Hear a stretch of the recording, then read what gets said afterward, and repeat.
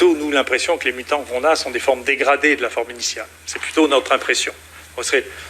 C'est très compliqué de deviner le pouvoir pathogène d'un virus en voyant sa séquence. Personne ne sait vraiment le faire. Hein. Mais globalement, nous, ça nous apparaît plutôt lié à des formes qui sont moins graves. Merci. Il y avait une question aussi sur une régulation un peu de la parole scientifique. Non, mais bon. Non, mais encore une fois, je m'excuse, je suis français, mais d'abord, je ne vous appartiens pas. C'est-à-dire que ma parole scientifique est une parole libre qui est garantie par la Constitution et par l'histoire de ce pays, et elle s'adresse à une quantité de gens dans le monde.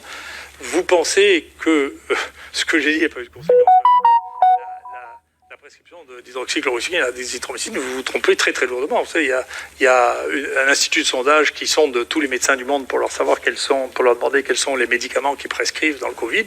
Je peux vous dire que il y a eu une influence sur la thérapeutique, un nombre de gens qui considèrent que c'est une thérapeutique essentielle qui est énorme.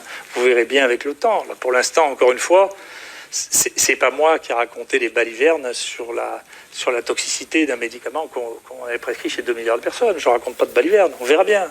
Vous verrez bien. Pour l'instant, c'est les dossiers et les publications sur l'usage de l'hydroxychloroquine qui montrent que ça diminue en 30 et 50% la mortalité.